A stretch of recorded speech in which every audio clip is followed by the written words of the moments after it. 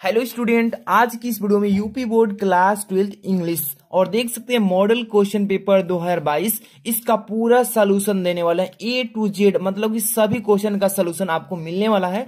और देख सकते हैं मैक्सिमम मार्क्स जो है ना 100 मार्क का ये पेपर है।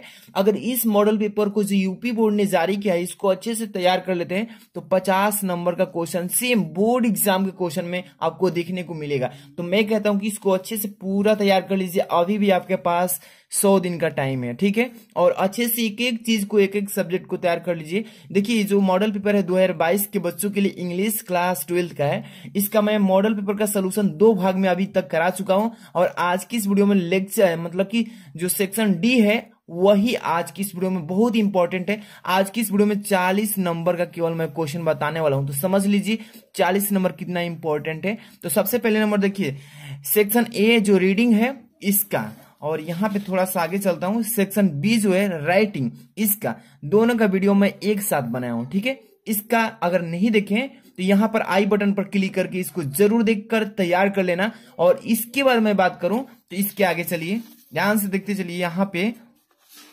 क्वेश्चन नंबर, यहाँ पे सेक्शन जो यहाँ पे थोड़ा सा इसमें है, ठीक है। यहाँ पर देखिए सेक्शन सी दिख रहा है, यहाँ पे सेक्शन सी जो कि ये ग्रामर सेक्शन है, इसका मैं अलग से वीडियो बनाया हूं और बहुत सारे बच्चे देख भी चुके हैं 3000 केवल वनडे में। तो अभी तक आप इसे भी नहीं देखे ना तो आई बटन यहाँ पे क्लिक कीजिए, इसको भी तुरंत देख लीजिए, या डिस्क्रिप्शन चेक कीजिए, वहां पर भी इसका लिंक दे चुका हूं, वहां से इसको ग्रामर को पूरा तैयार कर लीजिएगा। और यहां तक तो कंप्लीट हो जाएगा ग्रामर में, यानी कि यहां तक कंप्लीट करा चुका हूं, ट्रांसलेशन तक करा चुका हूं उस वीडियो में, सी वाला में, ठीक है।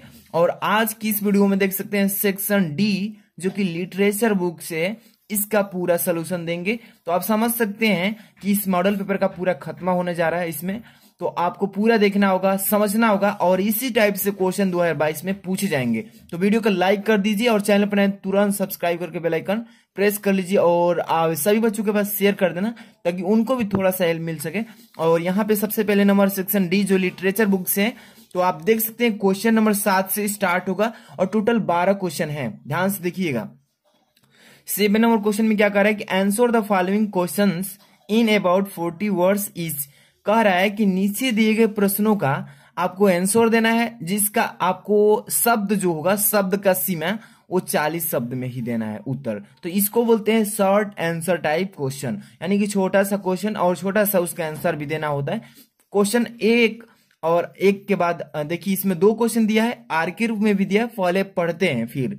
Who are the inhabitants of Seemapuri, और यहाँ पे क्वेश्चन मार्क है। और इसके बाद what do they do for their survival. एक ही क्वेश्चन में 2 क्वेश्चन पूछा है। अगर ये क्वेश्चन आपको याद नहीं है तो आर में भी दिया है कि हु आज राजकुमार शुक्ला, और यहाँ पे what did he do to bring Gandhi ji to Champaran. तो देखिए इसमें से किसी एक को ही करना है, ए नंबर कीजिए या आर वाला कीजिए। तो देखिए फर्स्ट नंबर को बताता हूं, who are the inhabitants of Seemapuri और what do they do for the survival, यानी कि who are the inhabitants Seemapuri, Seemapuri के निवासी कौन है, और what they do for their survival, वे अपने अस्तित्व के लिए क्या करते हैं, ठीक है। तो इसका आंसर आपको रिप्रेजेंट करना है बोर्ड एग्जाम में। तो इसका मैं देखिए कॉपी पे भी लिख कर बताऊंगा, इसी टाइप से आपको बोर्ड एग्जाम में लिखना है ताकि एक भी नंबर न कटे और अच्छे से तैयार करके आप अच्छा स्कोर कर पाए। तो सबसे पहले नंबर सेक्शन जो डी है ऐसे आपको टॉप में लिख लेना है, और लिटरेचर से लिख रहे हैं तो लिटरेचर लिख लेंगे। सबसे पहले नंबर क्वेश्चन नंबर, और यहाँ पे 7 लिखेंगे, इसका आंसर लिखेंगे, ठीक है। और यहाँ पे अंडरलाइन, अगर ब्लैक, देखिए बोर्ड एग्जाम में केवल ब्लू एंड ब्लैक पेन का यूज करना है, अदरवाइज कोई भी पेन नहीं चलेगी, ठीक है। अब यहाँ पर देखिए 7 नंबर के ए कर रहे हैं, तो यहाँ पर देखिए इसका मतलब अभी मैं बताया कि who are the inhabitants of Seemapuri, what do they do for this survival, यानी कि सीमापुरी के निवासी कौन है और वे अपने अस्तित्व के लिए क्या करते हैं। तो यहाँ पे इसका आंसर लिखना है 7 का ए। देखिए rag pickers are the inhabitant of Seemapuri, they collected garbage for their survival because they belong to a poor family। इतना लिख देंगे, आपका राइट आंसर कंप्लीट हो जाएगा। इसका हिंदी में मतलब समझ लीजिए, देखिए rag pickers are inhabitants for, पूरा अगर अच्छे से पढ़ते हैं तो इसका मतलब होगा कि रिग पिकर्स सीमापुरी के निवासी अंत हैं। अब देखिए, उन्होंने अपने अस्तित्व के लिए कचरा एकत्र किया क्योंकि वे गरीब परिवार से थे। इतना हो जाए पुअर फैमिली, इतना कंप्लीट हो गया। इसके बाद अगला नेक्स्ट क्वेश्चन इसमें देखिएगा। अब यहाँ पे बी नंबर, कोई एक एक में बताते चल रहा हूँ, ज्यादा टाइम लग जाएगा, वीडियो लॉन्ग हो जाएगी, इसलिए एक एक क्वेश्चन को समझाते चल रहा हूँ कि इसी तरीके से बोर्ड एग्जाम में भी आपको करना है। Why did M.R. Hamel blame, देखिए, blame parents and himself for not paying proper attention to the study of French। इतना इस क्वेश्चन का जवाब दे सकते हैं। अगर ये भी देना चाहते हैं तो आर वाला भी कर सकते हैं। तो फर्स्ट नंबर का मैं बता देता हूं कि why did M.R. Hamel blame parents and himself for and paying proper attention to the study of French। इसका मतलब कि मिस्टर हैमिल ने फ्रेंच के अध्ययन पर उचित अध्ययन न देने के लिए माता पिता और खुद को दोषी क्यों ठहराया, यही बताना है इसमें। इसका आंसर देखिए कैसे लिखना है, ध्यान से देखिए। चलिए, क्वेश्चन नंबर 7 का बी नंबर कर रहे हैं, ठीक है। तो इसका आंसर ऐसे ध्यान से लिखिएगा, आपको बोर्ड एग्जाम में 7 का बी ऐसे डाल लीजिएगा। और M. Hamel, देखिए, blamed their parents are they were no anxious enough to have them learn, यहाँ पे फुल स्टॉप लगा देंगे, फिर इसका हिंदी में अर्थ भी बताएंगे हम। अब देखिए, दे प्रिफेयर्ड अब to put them to work on a farm or at the mills. अब यहाँ पर देखिए, to earn little bit more money. अब यहाँ पे full stop. M. Hamel blamed study, यहाँ पर देखिए स्टूडेंट है, sorry student, blamed student because they use to delay studies saying that they had plenty of 1 minute, यहाँ full stop. At the same time he blamed himself also, यहाँ पर देखिए, as he use to give them holidays for his going to watering his followers and fishing. तो इतना लिख देंगे, इसका answer complete हो जाएगा। अब देखिए, इसका थोड़ा सा हिंदी में समझा देता हूं अर्थ क्या कर रहा है कि M. Hamel blamed their parents are the where no anxious enough to have them learn। यहाँ पे कह रहा है कि M. Hamel ने अपने माता पिता को दोषी ठहराया क्योंकि वे उन्हें खरीदने के लिए पर्याप्त चिंतित नहीं थे, ठीक है। They prepared to put them to work on a frame form at or है, ठीक है, or at the mill to earn little bit more money, ठीक है। उन्हें खेत में या मिलों में काम पर रखना पसंद था, थोड़ा और पैसा कमाने के लिए M. Hamel ने स्टूप्ड को दोषी ठहराया। क्यों? बिकॉज यहाँ पर देखिए, blamed student because they use to delay study saying that they had plenty of 1 minute. अब यहाँ पर पूरा अच्छे से पढ़ लेंगे, इसका अर्थ समझ में आ जाएगा, ठीक है। अब देखिए, उसके बाद कमाने के लिए स्टूपिड को दोषी ठहराया क्योंकि वे कहते हुए पढ़ाई में देरी करते थे कि उन्होंने खुद भी बहुत किया है, ठीक है, उन्होंने खुद भी बहुत किया है। और समय की छुट्टियों को भी दोषी ठहराया, ब्लेम्ड यहाँ पर हिमसेल्फ। और देखिए, साथ ही अपने और मछली पकड़ने जाने के लिए जैसे उन्होंने अपने फूल उगाने के लिए भी देता था। यहाँ तक कंप्लीट हो जाएगा। तो आपको इंग्लिश में पढ़ना है, इसका थोड़ा थोड़ा हिंदी अगर चैप्टर पढ़े होंगे तो समझ में आ रहा होगा, तो अच्छे से तैयार कर लीजिए। और एक चीज, जितने भी बच्चे इसका PDF भी चाहिए तो लास्ट में रुकिए, मैं बताऊंगा कैसे ले सकते हैं। अब चलते हैं अगला क्वेश्चन की तरफ, ध्यान से देखिए। 8 नंबर क्या बोल रहा है इसमें। 8 number question, answer any one of the following in about 80 words. कह रहा है कि किसी एक प्रश्न का उत्तर दीजिए, वो भी 80 शब्दों में लिखना होगा, ज्यादा नहीं लिखना है, 80 शब्द के अंदर ही लिखना है। फर्स्ट एंड सेकंड, ए और बी दोनों में से किसी एक का आंसर दे सकते हैं। फर्स्ट नंबर पढ़ते हैं, all we have to fear is fear itself, full stop. Justify this statement on the basis of the lesson deep water. इसमें कह क्या रहा है, आपको अच्छे से पढ़ना है। प्रश्न क्या बोल रहा है कि हमें बस डरना है, डर ही है गहरे पानी। पाठ के आधार पर इस कथन की पुष्टि कीजिए, यही तो बोल रहा है इसमें। इस कथन की पुष्टि करना है। तो इसका आंसर आपको कैसे लिखना है, ध्यान से यहाँ पे देखिएगा। एक एक क्वेश्चन का आंसर आपको मिलेगा और हम आपको अच्छे से पढ़कर भी समझाएंगे कैसे तैयार करना है इसको। तो ध्यान से देखते रहिए, लाइक नहीं किए तो कर दीजिएगा। क्वेश्चन नंबर 8 का ए नंबर का आंसर देना है। तो देखेंगे, Seemapuri is a statement of more than 10,000 rag pickers. अब यहाँ पे फुल स्टॉप है। It is a place on the periphery of Delhi. Those who live here are, देखिए, squatters who came from Bangladesh in 1971। आप देखिए, rag pickers live in structure of mud. They have roof, यहाँ पे roofs है, ठीक है, of tin and टरापुलिन, ठीक है। अब यहाँ पर देखिएगा, there is no sewage drainage or running water. अब full stop. They live here without an identity and without permits. अब यहाँ देखिए, food is more important for them than their identity. अब यहाँ पर देखिए, children grow up to become parents in survival, ठीक है। An army of barefoot children appear in the morning with their plastic bag on the students, ठीक है, sorry, shoulders. Garbage has a different meaning for children. अब इसका पूरा का अर्थ समझिए, ध्यान से देखिएगा। Seemapuri is a statement of more than 10,000 rag pickers.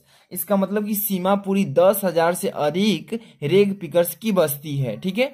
It is a place on the periphery of Delhi. इसका मतलब, ध्यान से सुनिए, कि यह दिल्ली की परिधि पर एक जगह है। अब यहाँ पर देखिए, जगह है।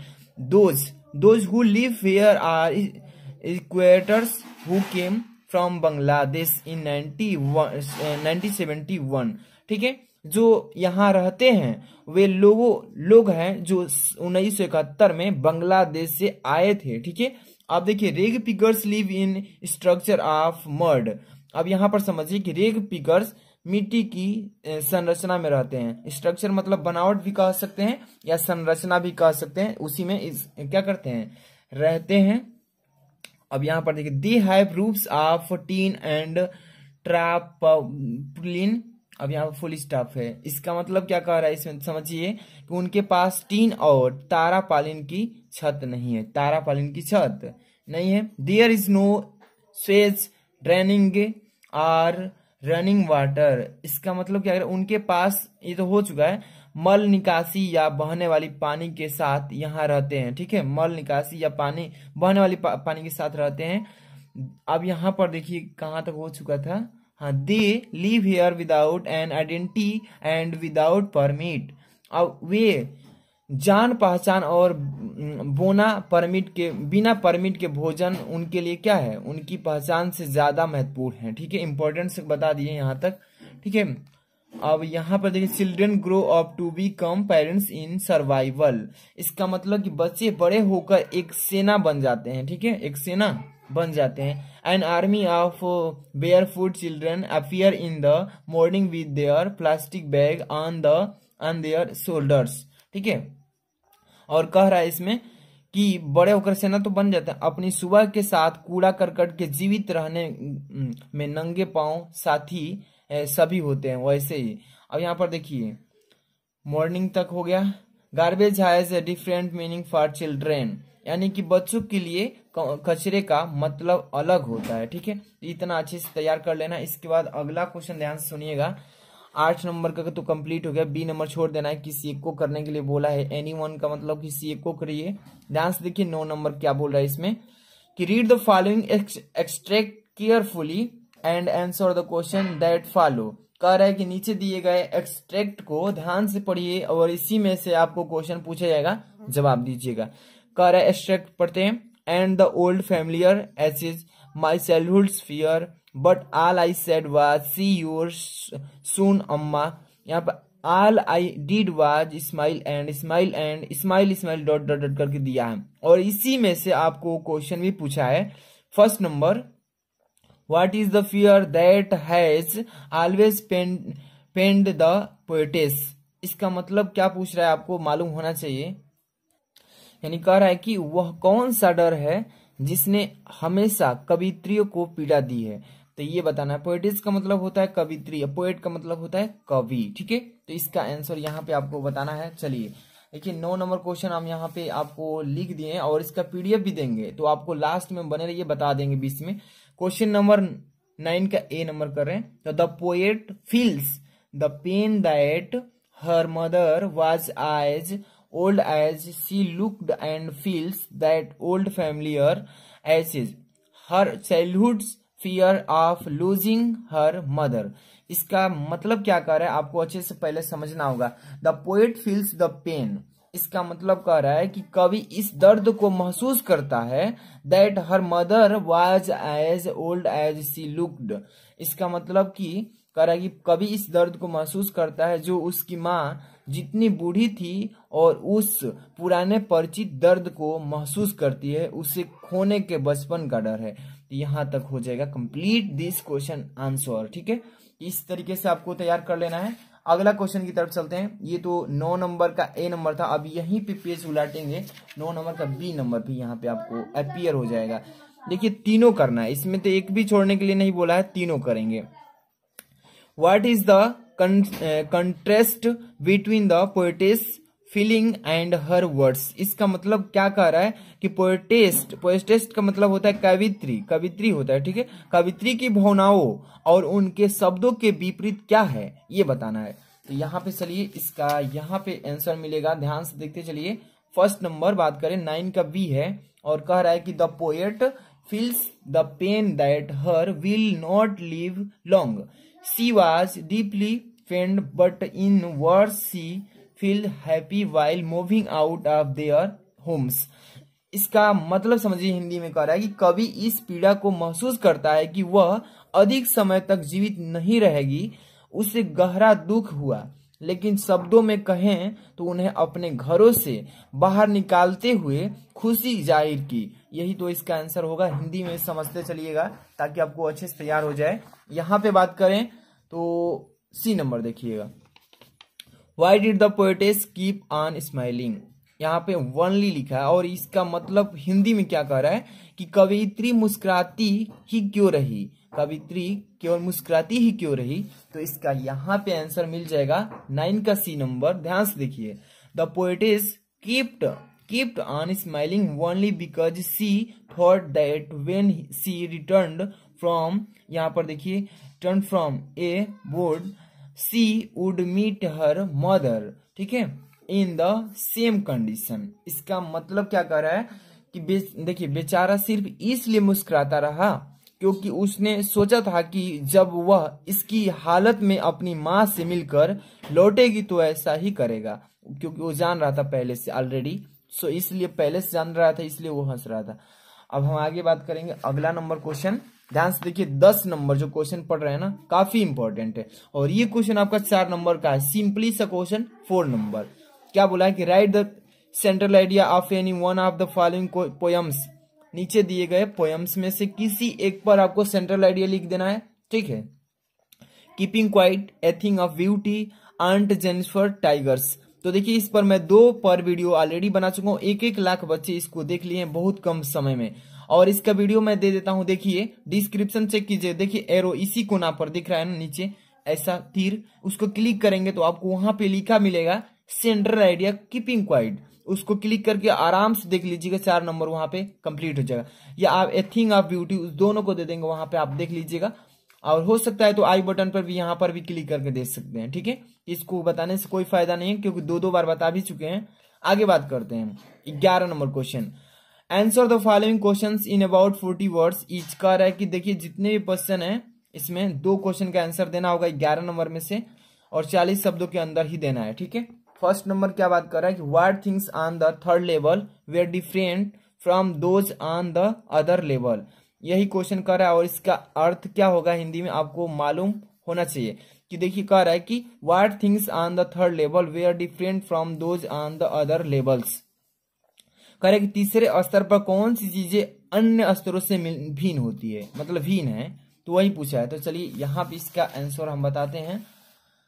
यहाँ पे क्वेश्चन नंबर डाल लेंगे पहले, क्वेश्चन नंबर 11 का ए। ठीक है, ए नंबर कर रहे हैं तो यहाँ पे ध्यान से देखिएगा, थोड़ा ब्लर करके दिख रहा है।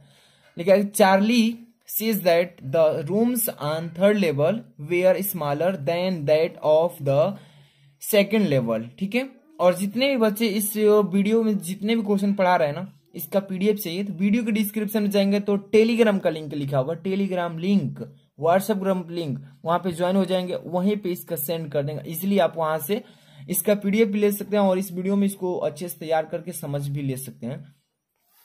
तो देखिए, Charlie says that the rooms on third level were smaller than that of the second level, there were fewer tickets, windows and trains gates, and the information both in the center was wood and old looking.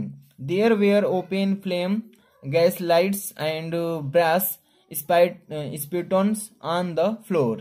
इतना अच्छे से लिख देंगे और इसका अर्थ भी समझ सकते हैं। कह रहा है इसमें कि चार्ल्सी सेज, मतलब कि चार्ल्सी का कहना है कि, दैट मतलब होता है कि चार्ल्सी का कहना है कि the rooms on the third level was smaller, यानी कि तीसरे स्तर के कमरे दूसरे स्तर के कमरे से छोटे हैं, है ना। सेकंड लेवल से मतलब तीसरे स्तर के जो कमरे हैं दूसरे स्तर के कमरे से क्या है, छोटे हैं। अब यहां से देखिए, there were fewer tickets, windows and train gates and the information booth in the centre was wood and old looking. इसका मतलब क्या कह रहा है, ध्यान समझिए कि टिकट, खिड़कियों और ट्रेन के पौधान जो होता है ना कम थे और उनके केंद्र में लकड़ी और पुरानी लॉकिंग दोनों की जानकारी थी, ठीक है। There were open flame gas light and brass spittoons on the floor. इसका मतलब क्या कह रहा है कि फर्श पर खुली और गैस लाइट और पीतल के स्पंदन थे, ठीक है। तो ये हो जाएगा इसका राइट आंसर। ऐसे ही आपको तैयार करना है। अगला क्वेश्चन की बात करते हैं। तो यहाँ पे अब बी नंबर 11 का बी नंबर करेंगे। अगर आपको ये नहीं आता है तो आर में भी दिया है, इसको भी आप कर सकते थे, लेकिन मैं एक एक बता रहा हूँ। देख रहे हैं ना, काफी लंग वीडियो हो जाएगी, इसलिए आपको नहीं आएगा तो कमेंट बॉक्स में बताइएगा, उसका भी सोल्यूशन अलग वीडियो में कर देंगे। बट आपको यहाँ पे एक एक चीज को समझते चलना है।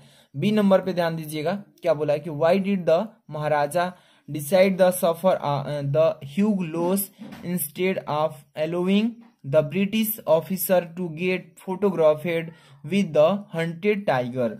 और यहाँ पे क्वेश्चन मार्क है, क्या बोल रहा है इसको समझिए पहले हिंदी को। कह रहा है कि ब्रिटिश अधिकारी को शिकार किए गए बाघों के साथ फोटो खिंचवाने की अनुमति देने के बजाय महाराजा ने नुकसान का फैसला क्यों किया, यही पूछ रहा है। तो इसका यहाँ पे आंसर हम बता देते हैं, बी नंबर। यहाँ पे देखिए 11 का बी नंबर, यहाँ पे क्वेश्चन नंबर ऐसे डाल देंगे और इसका आंसर यहाँ पे देखिए 11 का B, the chief astrologer had predicted that a tiger would be the cause of the Maharaja, यहाँ पे पोस्टॉफी ऐसे तो Maharaja's death and that the should be particularly wary of the 100th tiger, ठीक है। So the Maharaja set out on a tiger hunt and was, यहाँ पर rather है, ठीक है, anxious to kill the 100th tiger who could be the cause of his death. इसका अर्थ समझेंगे तो इजिली आप याद भी कर सकते हैं, ठीक है। तो देखिए ध्यान से, the chief astrologer had predicted that tiger would be the cause of the Maharaja's death and that the should be, मतलब पूरा लंबा है, इसका यहां तक समझा रहे हैं पहले, ठीक है। मुख्य ज्योतिषी ने भविष्यवाणी की थी कि महाराजा की मृत्यु का कारण एक बाघ होगा। आप छोटे क्लास में भी इसको पढ़े होंगे। एक जो ज्योतिषी था वो बताया था कि महाराजा का जो मृत्यु होगा वो एक बाघों के हाथ से होगा, ठीक है। और उन्हें विशेष रूप से 100 बाघों से सावधान रहना चाहिए, ठीक है, मतलब 100 बाघों से सावधान रहना चाहिए। इसलिए महाराजा एक बाघ के शिकार पर निकल पड़े थे और वे बाघों को मारने के लिए उत्सुक थे जो उनकी मृत्यु का कारण हो सकते थे। तो ये आप छोटे से क्लास में भी इस चैप्टर को पढ़े होंगे और यही वो चैप्टर से क्वेश्चन उठाया गया है। आप समझ सकते हैं कितना इंपॉर्टेंट है, पूछेगा, इसलिए इसी तरीके से आपको लिखना है। आगे बात करते हैं, क्वेश्चन नंबर 12 पे चलते हैं। और ये क्वेश्चन नंबर जो 12 देख रहे हैं 7 मार्क्स का है। कितना इंपॉर्टेंट है, 3 क्वेश्चन दिया है, 1 2 3 नहीं सॉरी 2 दिया है इसमें, ए बी, और इसमें से किसी एक को करना है। Answer any one of the following questions in about 80 words. 80 शब्दों में लिखना है, किसी एक का ही आंसर आपको देना है। What brings Derry closer to M R. Lamb. देखिए लैम्ब, लैम्ब का मतलब होता है दीपक, लैम्ब का मतलब होता है एम.आर. लैम्ब। क्या कह रहा है कि what brings Derry closer to M R. Lamb, इसका मतलब क्या डोरी को मिस्टर लैम के करीब लाता है। तो यहाँ पे इसका आंसर पहले समझ लीजिएगा, फिर आगे की बात करेंगे, है ना। क्वेश्चन नंबर 20A, ठीक है। Mister lamb spoke words of encouragement, hope and zest for life which no one had ever spoken to him.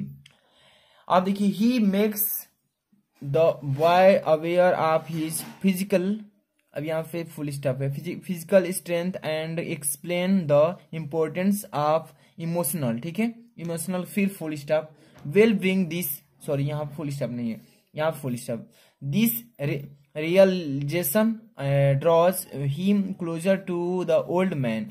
इतना लिख देंगे, क्लियर हो जाएगा इसका आंसर। क्या कह रहा है कि श्री यहाँ पे लैम्ब है ना, लैम्ब श्री लैम्ब ने अतिक्रमण की आशा और जीवन के उत्साह के ऐसे शब्द कहे कि जो किसी के ने उसे कभी न कहे थे, और वह लड़के को उसकी शारीरिक जानकारी देता है कि शक्ति और भावनात्मक कल्याण के महत्व की व्याख्या करे, और यह एहसास उससे बूढ़ा आदमी के करीब लाता है। इतने में आपका इसका करेक्ट आंसर कंप्लीट होगा, और इस मॉडल पेपर का पूरा कंप्लीट वीडियो आप देख लीजिएगा। बता दिएंगे, डिस्क्रिप्शन में जाएंगे तो पहले नंबर आपको इंग्लिश का मॉडल पेपर का फर्स्ट वीडियो मिलेगा, सेकंड वीडियो मिलेगा, और ये तो आप देख ही रहे हैं, थर्ड हो जाएगा कंप्लीट। 3 वीडियो में इसका मॉडल पेपर का समाप्त हो चुका है। लाइक कर दीजिए, लाइक नहीं किए तो शेयर भी कर दीजिए अन्य बच्चों में, और डिस्क्रिप्शन में जाएंगे तो वहाँ पे बहुत सारे